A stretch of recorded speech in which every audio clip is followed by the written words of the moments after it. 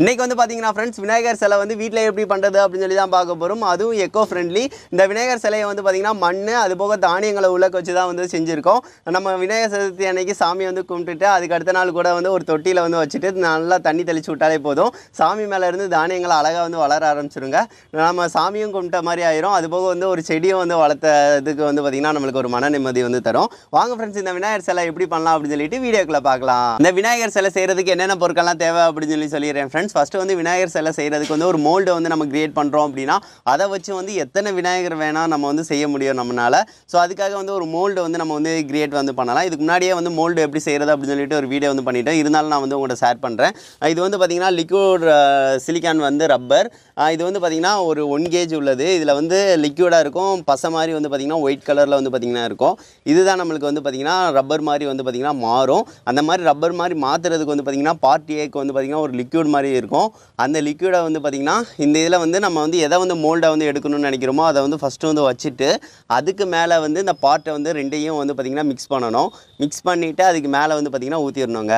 ஊற்றுனதுக்கு அடுத்து கரெக்டாக வந்து ஒரு நாள் வந்து நம்ம விட்டுட்டோம் அப்படின்னா அதை வந்து மெதுவாக எடுத்தோம் அப்படின்னா அழகாக வந்து பார்த்திங்கன்னா அது வந்து சேர்த்தாப்பில் வந்து வந்திருக்கும். அதுக்கடுத்து நம்ம வந்து விநாயகர் சிலையை வந்து அழகாக எடுத்துடலாம். அது வந்து ஈஸியாக எடுக்கிற மாதிரி தான் இருக்கும். அதை வந்து பார்த்து எடுத்துட்டோம் அப்படின்னா ஒரு மோல்டு வந்து அழகாக வந்து கிரியேட் ஆகும். அந்த மோல்டுக்குள்ளே நம்ம வந்து எதனாலும் வந்து ஊற்றலாம். சிமெண்டாக இருக்கட்டும், அது போக வந்து பார்த்திங்கன்னா பிளாஸ்டர் ஆஃப் பாரிஸாக இருக்கட்டும், அது போக எதை வச்சுனாலும் நம்ம அந்த மோல்டை வந்து பார்த்திங்கன்னா யூஸ் பண்ணிக்கலாம். ஸோ அந்த அளவுக்கு வந்து பார்த்திங்கன்னா அது நல்லா ரப்பர் மாதிரி இருக்கும். எதனாலும் வச்சு ஈஸியாக வந்து பார்த்திங்கன்னா மோல்டை நம்மளால் எடுக்க முடியும். ஸோ அந்த மோல்டு தான் இது. ஸோ அது நல்லா ரப்பர் மாதிரி வந்து பார்த்திங்கன்னா இருக்கும். இதில் வந்து பார்த்திங்கன்னா டஸ்ட்டு வந்து பார்த்திங்கன்னா நல்லா ஈஸியாகவே ஒட்டும். ஸோ இது வந்து நம்ம ஏகப்பட்ட விநாயகரை வந்து பார்த்திங்கன்னா சிலை செஞ்சிட்டோம். ஸோ இதை வச்சு தான் வந்து எக்கோ ஃப்ரெண்ட்லி விநாயகரை வந்து இன்றைக்கி செய்ய போகிறோம்.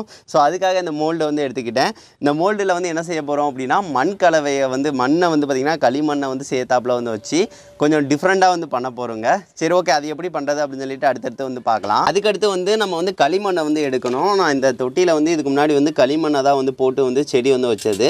ஸோ இதில் வந்து கொஞ்சம் செம்மண்ணையை வந்து கலந்து வைப்பேன். இதில் வந்து எடுத்து பார்த்தேன், இன்னும் வந்து அந்த களிமண்ணோட இது வந்து அப்படியே தாங்க இருக்குது. பார்த்திங்கன்னா தெரியும், கொஞ்சம் செம்மண்ணையும் கலந்து தான் அந்த இதில் வந்து செடி வச்சுருந்தோம். நல்லா வந்துருக்கும். ஸோ இது வந்து இதுதான் இந்த மாதிரி பதத்தில் இருந்துச்சு அப்படின்னா நம்மளுக்கு செடி வைக்க நல்லாயிருக்கும். இதை வந்து நம்ம வந்து எடுத்துக்கலாம். இதில் வந்து பாருங்கள், செடி வந்து ஈஸியாக வந்து வேர் பிடிச்சி வந்து வளரும். ஸோ இந்த மாதிரி வந்து மண்ணாக வந்து எடுத்துக்கலாம். ஸோ இதுதான் வந்து நல்லாயிருக்கும். ஸோ இந்த மாதிரி மண்ணாக வந்து கொஞ்சம் கொஞ்சம் இந்த மாதிரி பிடிச்சி வந்து எடுத்துக்கிறேன். நான் மண் வந்து எடுத்துகிட்டு வந்துட்டு அதில் வந்து சின்ன சின்ன கல் இருந்து அதை எல்லாத்தையும் ரிமூவ் பண்ணிவிட்டு நல்லா வந்து இந்த மாதிரி வந்து பதத்துக்கு வந்து எடுத்தாச்சு ஃப்ரெண்ட்ஸ். ஸோ இதுதான் வந்து கரெக்டாக வந்து இருக்கும். அதுக்கடுத்து இதில் வந்து நீங்கள் கம்பு அல்லைன்னா வெந்தயம் இந்த மாதிரி எல்லாத்தையும் வந்து இந்த மாதிரி தானிய வகைகள்லாம் வந்து சேர்த்தாப்பில் வந்து பார்த்திங்கன்னா மிக்ஸ் பண்ணுறோம் அப்படின்னா இன்னும் நல்லா வந்து அடுத்த நாளே வந்து க்ரோ ஆகும். ஸோ இது வந்து பார்க்குறதுக்கு ரொம்ப நல்லாயிருக்கும். மக்காச்சோளம் இந்த மாதிரி எதுனாலும் உங்களுக்கு வந்து என்னென்ன தானிய வகை இருக்கோ எல்லாத்தையும் வந்து பார்த்திங்கன்னா அதோடு சேர்த்து வந்து பிசைஞ்சு வந்து சிலை செய்கிறீங்க அப்படின்னா அன்றைக்கி சிலை செஞ்சு சாமியும் கும்பிடலாம். அதுக்கடுத்து நாள் வந்து பார்த்திங்கன்னா அப்படியே சூப்பராகவும் பிளான்ட் வந்து வளரும். அது அப்படியே ஒரு தொட்டியில் வச்சிங்க அப்படின்னா அப்படியே க்ரோத் ஆகும். ஸோ நம்ம மோல்டு வந்து இதுதான் நம்மளோட மோல்டு. இதை வச்சு நிறைய விநாயகர் வந்து நம்ம சிலை வந்து செஞ்சுருக்கோம். இந்த விநாயகர் சிலையிலேருந்து தான் அந்த மோல்டு வந்து எடுத்தது. ஸோ இது வந்து பார்த்திங்கன்னா இதுதான் ஒரிஜினல். இது வந்து டூப்ளிகேட் இது. ஸோ இந்த மோல்டு வந்து எடுத்துட்டோம் அப்படின்னா இந்த மாதிரி எவ்வளோ ப்ராஜெக்ட்னாலும் நம்மளால் வந்து பண்ண முடியும். சரி, ஓகே, இதை வந்து ஃபஸ்ட்டு வந்து இந்த இதில் வந்து அப்ளை பண்ணி இதில் உள்ளக்க வந்து வச்சு செய்ய போகிறோம். அதுக்கு முன்னாடி வந்து இதில் வந்து பவுட்ரு வந்து நம்ம தட்டணும்.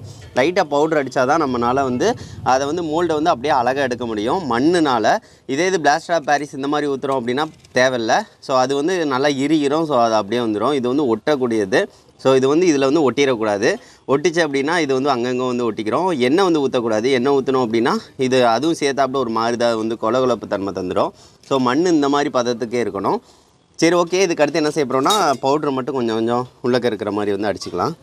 வீடுகளில் நீங்கள் என்ன பவுட்ரு யூஸ் பண்ணுறீங்களோ அது வந்து உள்ளக்க எல்லா இடமும் அப்ளை ஆகிற மாதிரி இருந்தால் போதுங்க.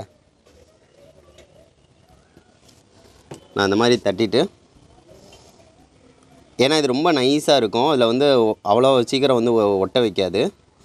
இது எல்லா இடமும் இருக்கிற மாதிரி நல்லா வந்து அப்ளை பண்ணி விட்ருங்க. அவ்வளோதாங்க. நம்ம இந்த மாதிரி பவுட்ரு வந்து நல்லா வந்து வச்சாச்சு. அதுக்கடுத்து நம்ம வந்து மண்ணை வந்து கலவை வந்து பிசைஞ்சிக்கலாம். மண் இந்த அளவுக்கு நான் வந்து எடுத்துக்கிறேன். இந்த அளவே வந்து போதுமானது. இந்த இதை வந்து பிசையும் போலையே உள்ளக்க வெந்தயம் வந்து வச்சிட்றேன். அது போக வந்து கம்பு இந்த மாதிரி வச்சு தான் பிசைய போகிறேன். கொஞ்சம் அதிகமாகவே வச்சுக்கலாம், ஏன்னா நல்லா வந்து வளரணும். அவ்வளோதாங்க. நல்லா வச்சு பிசைஞ்சிக்கோங்க. பாருங்கள், பிசையும் போலே உங்களுக்கு அந்த பதம் தெரியும், மண்ணோட பதம். நல்லா வந்து நம்ம அதுக்கேற்ற மாதிரி தான் வந்து நம்ம இது பண்ணியிருக்கோம். இதுவே நல்லா ஒட்டுதுங்க மண். ஸோ அதனால தான் நம்ம வந்து பவுட்ரு வந்து வச்சுருக்கோம். அவ்வளோதாங்க. இப்போ நல்லா வந்து நம்ம இது பண்ணி விட்டாச்சு சாமி.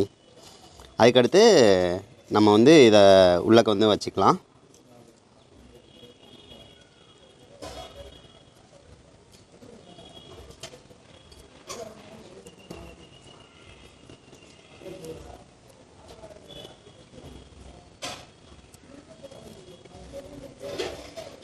அது எல்லா இடமும் சாமி இது வந்து படணும்.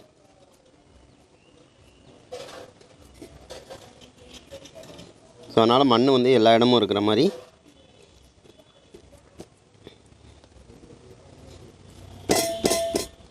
நல்லா அந்த மாதிரி அடிச்சு விட்ருங்க. அவ்வளோதாங்க, எல்லா இடமும் போயிருக்கோம். நம்ம அந்த மாதிரி வந்து பண்ணியாச்சு. அதுக்கடுத்து இந்த சாமி சிலை சேஃபுக்கு இப்படி வச்சுட்டு இனிமேல் எடுத்துடலாம். எடுக்கும் போது ஈஸியாக தான் இருக்கும். இது வந்து மண்ணில் செஞ்சனால நம்ம பார்த்து எடுத்துக்கலாம். ஏன்னா அந்த இது கலைஞ்சிடக்கூடாது. பாருங்கங்க.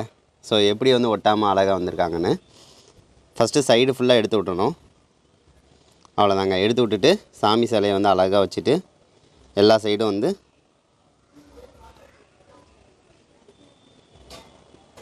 அவ்வளோதாங்க. பாருங்கங்க சாமி சிலை எவ்வளோ அழகாக வந்திருக்காங்க அப்படின்னு சொல்லிட்டு. கொஞ்சம் கூட இது இல்லை, அப்படியே சாமி அவ்வளோ அழகாக வந்திருக்காங்கங்க. பார்த்திங்கன்னா தெரியும். இந்த நம்ம பவுட்ரு வந்து வச்சது அது இது போயிடும். அந்த ஈரம் வந்து பட வந்து பார்த்திங்கன்னா போயிடும். சாமி சிலை வந்து அவ்வளோ அழகாக இருக்காங்க. சரி, ஓகே. இதுக்கு அடுத்து வந்து இன்னொரு சிலையும் செஞ்சுக்கலாம். இதே மாதிரி மெத்தடை வச்சு ஒரு நீங்கள் எத்தனை சிலை செஞ்சு வைக்கிறனாலும் வச்சுக்கலாம். அதுக்கு அடுத்த நாள் இதிலேருந்து வளருங்க. ஸோ அதுதான் இது. சரி, ஓகே. இதை சாமி சிலையை வந்து அழகாக வந்து வச்சாச்சு. அதுக்கடுத்து இதே இதில் வந்து பவுட்ரு வந்து நல்லா லைட்டாக வந்து கழுவிட்டு பவுட்ரு வந்து வச்சுட்டு இன்னொரு சிலையை வந்து செஞ்சுக்கலாம்.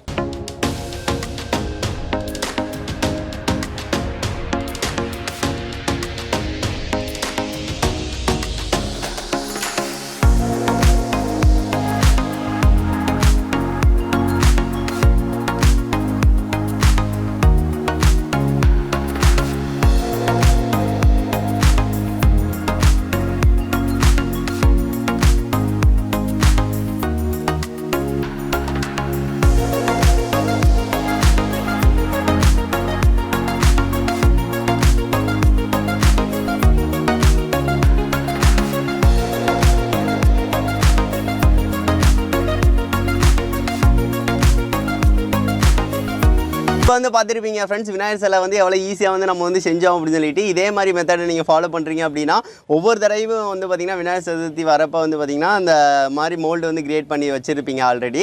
ஸோ அதனால் மண்ணை வச்சே வந்து பார்த்திங்கன்னா அழகாக வந்து விநாயகர் சிலை வந்து செஞ்சிடலாங்க. இதை வந்து ஒரு தொட்டியில் வந்து வைக்கிறோம் அப்படின்னா பார்க்குறதுக்கு ரொம்ப ரொம்ப அழகாக இருக்கும். அதுபோக வந்து தண்ணி தெளிச்சு விட்றப்போ வந்து சாமியை வந்து அப்படியே மேலேருந்து தானியங்கள்லாம் வளர ஆரம்பிக்கும். அதையும் நம்ம வந்து வளர்த்த மாதிரியே வந்து ஆகும். ஸோ இந்த மாதிரி விநாயகர் சிலையை வச்சு இந்த தடவை விநாயகர் சதுர்த்தியை வந்து கண்டிப்பாக கொண்டாடுங்க. இது ஒரு புது விதமாக வந்து இருக்கும்.